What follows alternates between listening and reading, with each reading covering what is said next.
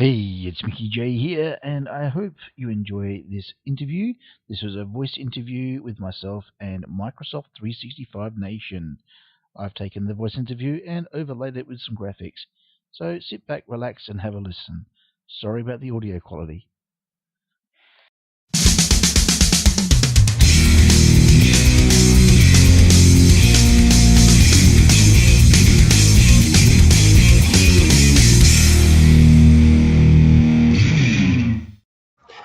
Hello, this is Harry Brailsford with Microsoft 365 Nation, and in our ongoing study of the security elements surrounding the Microsoft family, the Microsoft product stack, I've reconnected with an IT pro down in South Australia that I've known for some time, Michael Jenkin. How you doing? Good this morning. Sorry, it's afternoon. Yeah, we're kind of fighting the time zone difference between Seattle and South Australia. But Michael, you've gone on to do some interesting things since you and I had a chance to work closely together back in what I'm going to call the server days. And the channel on YouTube that I'm showing on the bottom of the screen, you have a number of videos up in sort of the security realm. And so maybe you could not only tell us a little bit about what you're doing, but I'm always interested in maybe what are the top 3 issues, tips, or tricks as you see it in security in a 365 world for 2019 go. Right. Well, what I'm all about at the moment is pulling apart malware, showing how it ticks, and showing you how to detect it, pull it apart yourself, and what tools I use, and how I test it in my little lab. Now, what this has shown me is an insight into what the trends are. In fact, so much so that I've set up an email address as a bit of a honeypot to collect all sorts of spam and things like that, so I can monitor these trends. And I work with the South Australian Police with their forensics team, and I get a bit of an insight on what they're seeing as well. Now, some of the big things we're seeing, obviously phishing's been around for a while. Right. What we've not been seeing is such targeted phishing. We're seeing phishing where it's using first names, last names, things only you would know, coming from people only you would know, talking about topics that only you would know. Yeah. These phishing and obviously tricking you into parting with large sums of money or with details that leads to those large sums of money.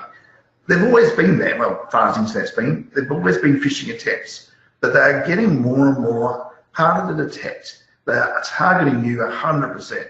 One of the things we're finding is a lot of these are coming from Facebook because people are doing surveys on Facebook.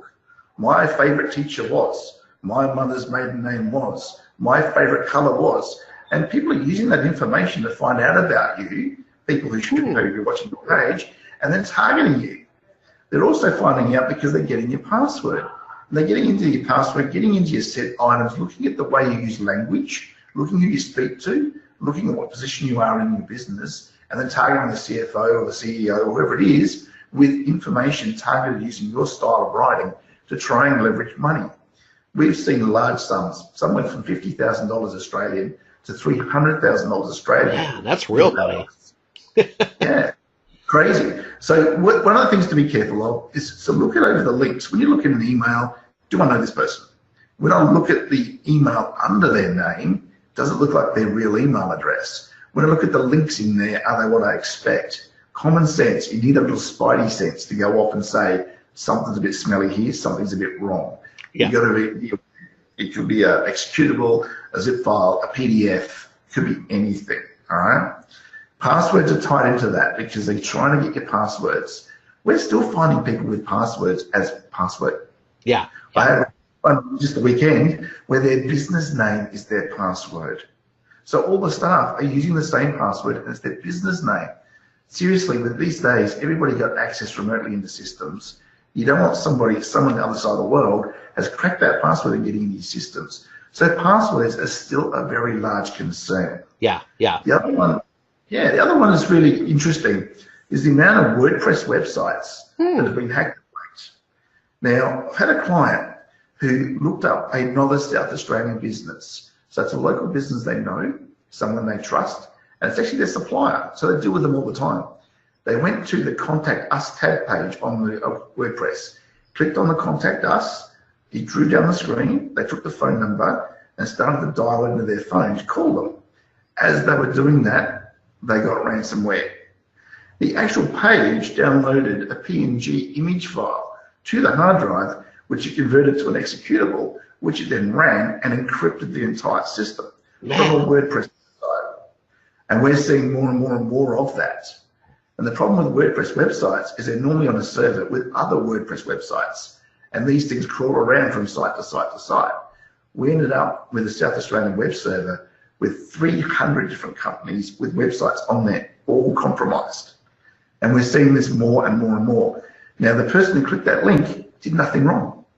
They went to their supplier, a local one, they know who they are, they clicked on the contact us, no strange links, read out a phone number, and got hacked.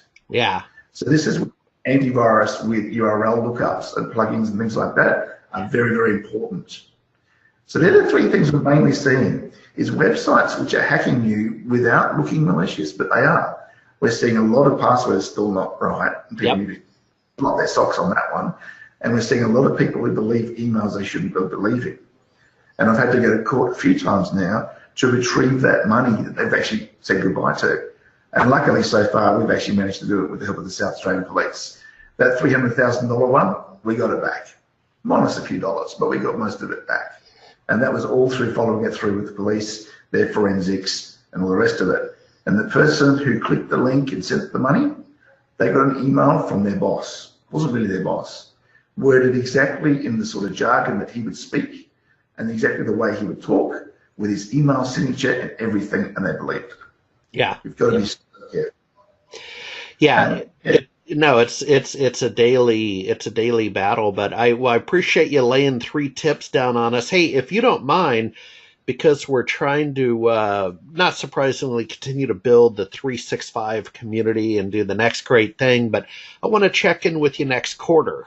If you don't mind, we're going to check in quarterly and find out what's hot and what's not, and then also just some of the tales from the trenches. You got it down. All right. Absolutely.